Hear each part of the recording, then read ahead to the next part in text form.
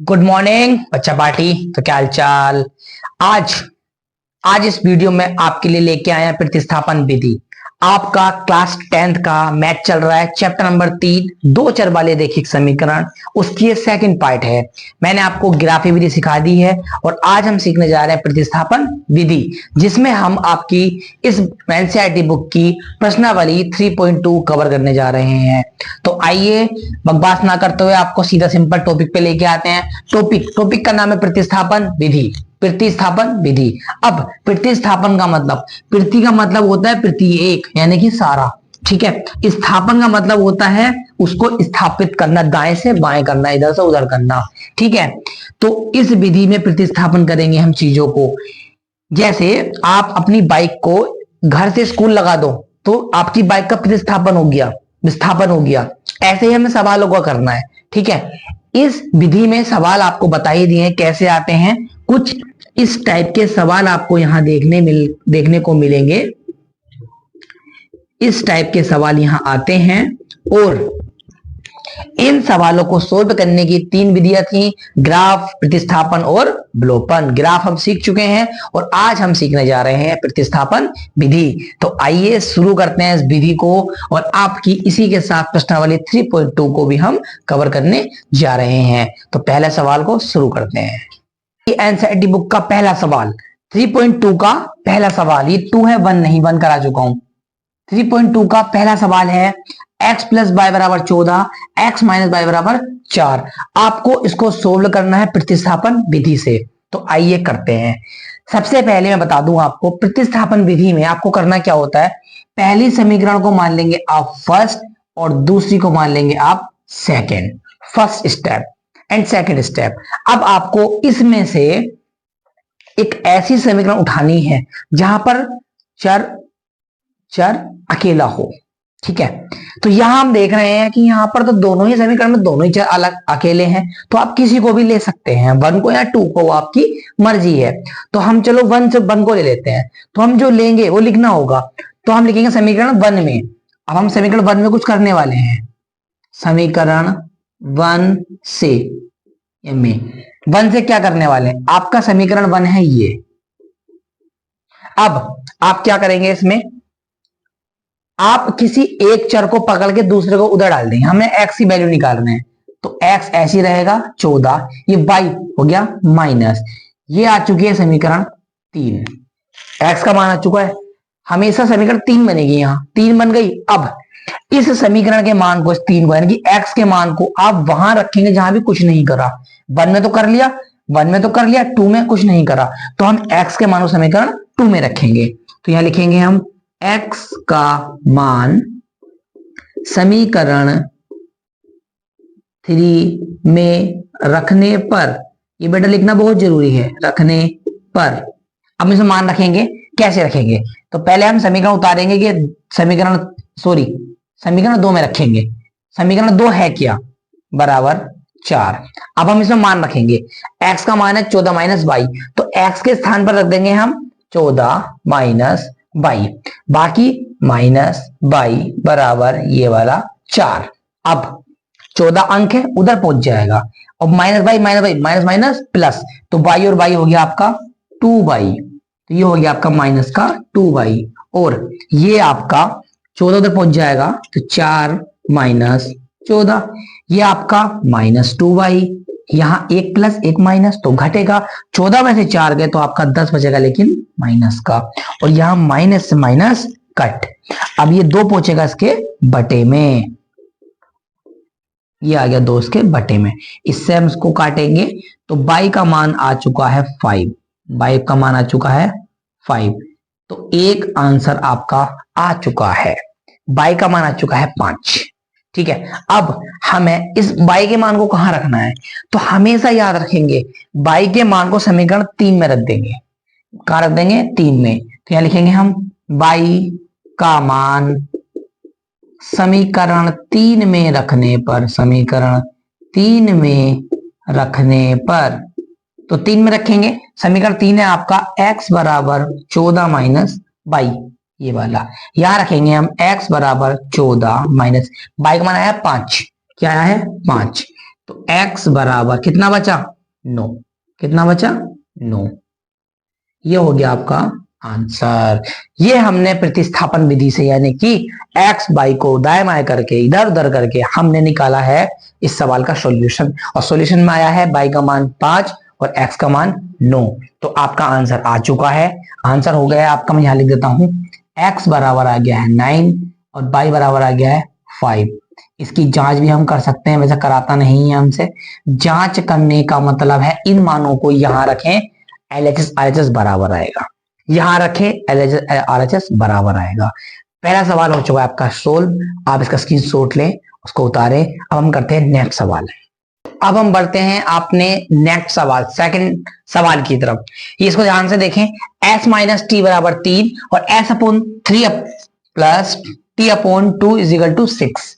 ठीक है, ये सवाल है। अब इसको कैसे करना है, x पाई, कोई दिक्कत नहीं, चर तो है। ठीक है, अब समीकरण 1 तो देखो बिल्कुल ठीक ठाक है, बट 2 ठीक ठाक नहीं है, और इसको ठीक करना होगा। क्या करना होगा, ठीक सही करना है। कैसे करेंगे, तो पहले हम लिखेंगे समीकरण 2 को सही करने पर, 2 को सही करने पर, सही करते हैं तो s upon 3 plus T upon 2 is equal to 6। LCM लेंगे, 3 दूनी 6, cross multiply 2s plus 3t is equal to 6। इसे इधर ले जाएंगे तो ये हो जाएगा गुणा में, तो 6 छंग हो जाएंगे आपके 36, 6 छंग 36। लो भाई समीकरण 2 हो चुकी है, अब सही हो चुकी है। ठीक है, अब सही हो चुकी है।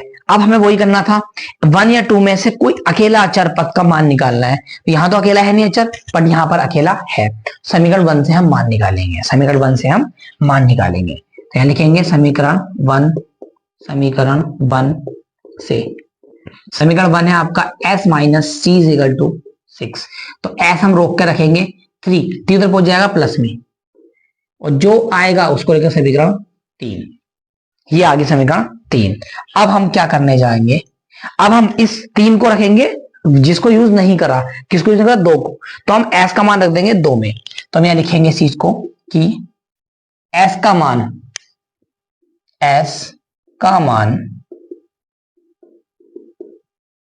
समीकरण, s का मान समीकरण 2 में रखने पर, 2 में रखने पर अब हम कैसे रखेंगे, तो यह लिखेंगे हम 2s plus 3t is equal to 36।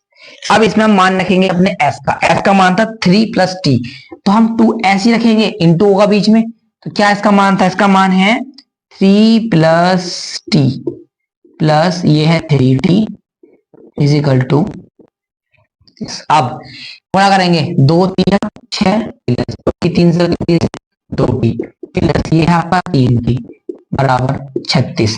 2t और 3t 5t बराबर 36। 6 पहुंच गया इधर माइनस में, 5t बराबर 30 और t बराबर 30 बटे 5, काट के आ गया 6।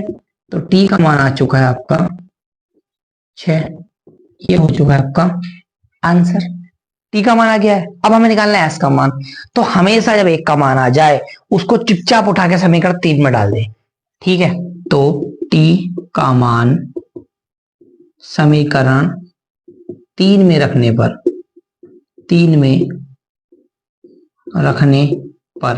में रखेंगे तो 3 था हमारा s बराबर 3 प्लस t, तो s बराबर 3 प्लस t का मान 6, s बराबर 3 और 6 बराबर 9। दैट्स ऑल, ये आ गया इसका आंसर। सवाल नंबर 2 हो चुका है कंप्लीट। अब सवाल नंबर 3 की ओर। वही, ये आपका पहला और ये आपका दूसरा। पहला स्टेप, सेकंड स्टेप, ढूंढो अकेला अचर, मिल गया 1 में, तो समीकरण 1 में लिखेंगे, समीकरण 1 में क्या, 1 को उतारो और हमें बाई का मान निकालना है, पर बाई माइनस का है ना, हम इस बाई को इधर ले जाते हैं तो प्लस हो गया, और हम इस 3 को इधर ले आते हैं तो 3 हो गया। अब इसको पलट देते हैं तो बाई बराबर हो गया हमारा 3x माइनस 3। समीकरण बन चुका है 3, समीकरण 3। इसका मान रखते समीकरण 2 में, तो लिखेंगे y अब करेंगे फास्ट फास्ट। y का मान समीकरण 2 में रखने पर, समीकरण 2 है आपका 9x minus 3y is equal to 9। यहां रखेंगे आप y का मान है ये, तो बाकी सब ऐसे ही रहेगा, बस y के स्थान पर ये आ जाएगा क्या, 3x minus 3 is equal to 9। अब देखें आप, 9x माइनस 3 तिया 9x माइनस माइनस प्लस 3 तिया 9 बराबर 9। अब यहां एक चीज ध्यान से देखेंगे, ये माइनस ये प्लस 9 से 9 कैंसल, ये प्लस 9 से 9 कैंसल, तो आंसर आ गया 0। सर ये क्या हुआ, ये क्या हुआ?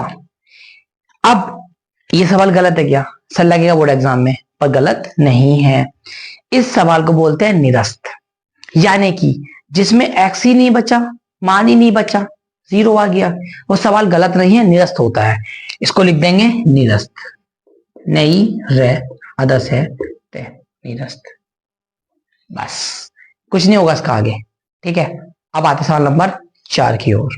अब इसमें देखो, समीकरण पॉइंट में हो अंडरवुड में हो, किस चीज में भी हो, आपको सही करना है फिर सोल्व करना है। सही करेंगे समीकरण दोनों को ही, समीकरण 1 व 2 सही करने पर, सही कैसे करेंगे,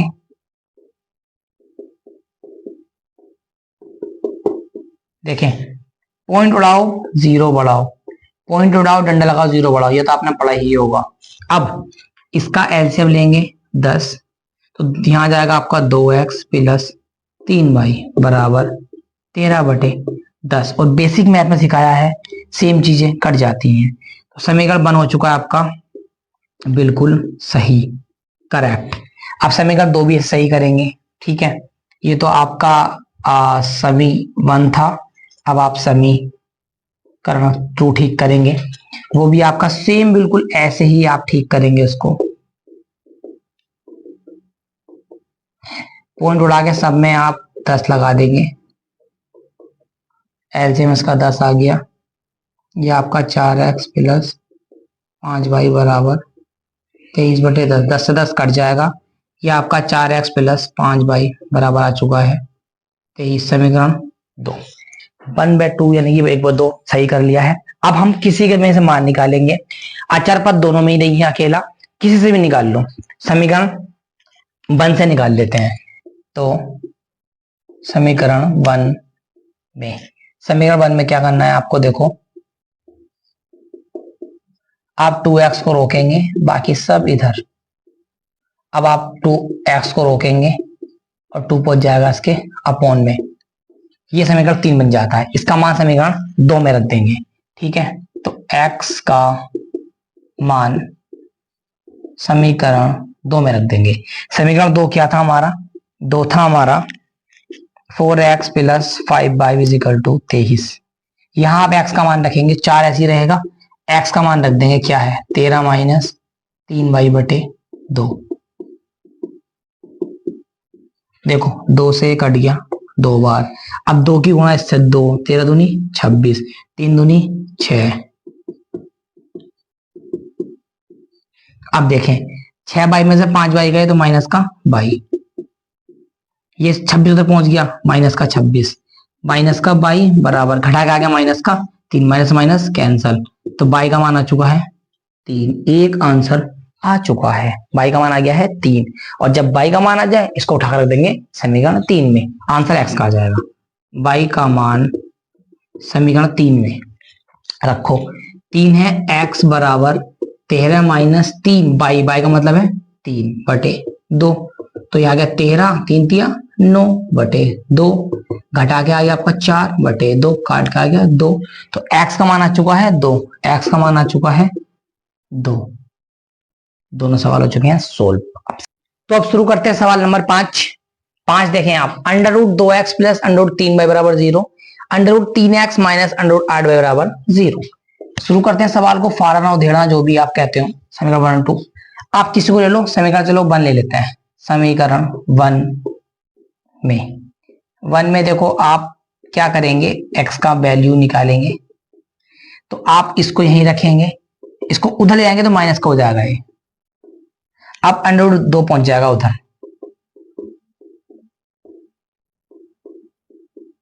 ये समीकरण बन चुका है हमारा 3। क्या बन चुका है? 3। अब इसका मान है समीकरण 2 में, तो हम लिखेंगे x का मान समीकरण 3 में रखने पर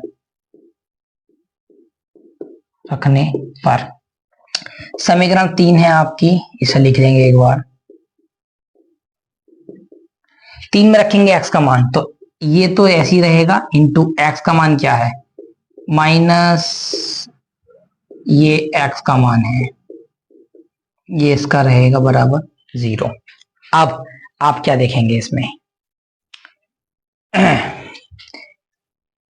यहां आप देखें 3 से 3 जब गुणा करेंगे तो 3 से 3 अंडर रूट खत्म, खाली माइनस का 3 बचेगा, माइनस का 3 बचेगा, ठीक है। और बटे में अंडर रूट 2 बचेगा, ठीक है।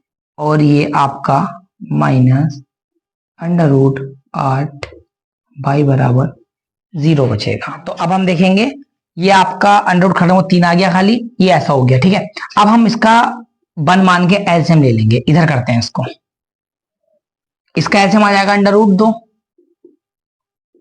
अब ऊपर का तो -3 सेम ऐसे रहेगा, 3 बाई माइनस यहां 1 है तो अंडर रूट 3 की अंडर रूट 8 से गुणा करेंगे तो 8 दूनी 16, अंडर रूट रहेगा ऐसे बराबर 0। अब मैं आपकी जानकारी के लिए बता दूं 16 किसका वर्ग है? 4 का, तो खुल के ये आ गया और ये इधर पहुंच गया गुणा में।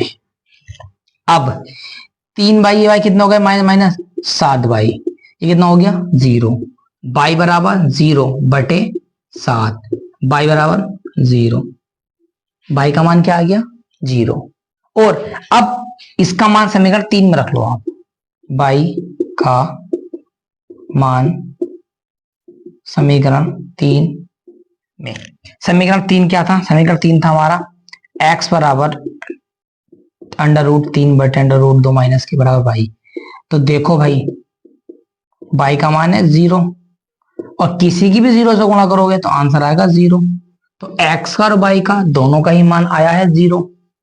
इस सवाल में कुछ नहीं था, बस यहां थोड़ी कैलकुलेशन थी, ठीक है। आप याद रखेंगे अंडर रूट 3 के अंडर रूट 3 से करेंगे तो वो अंडर रूट वहां पर खत्म हो जाएगा।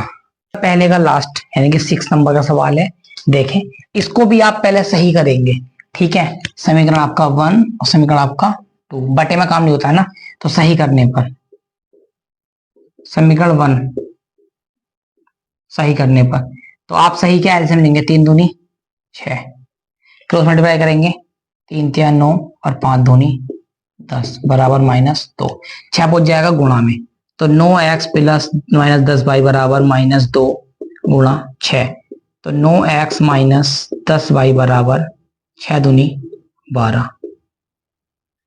समीकरण 1 सही होकर आ गई। अब समीकरण 2 भी सही करेंगे।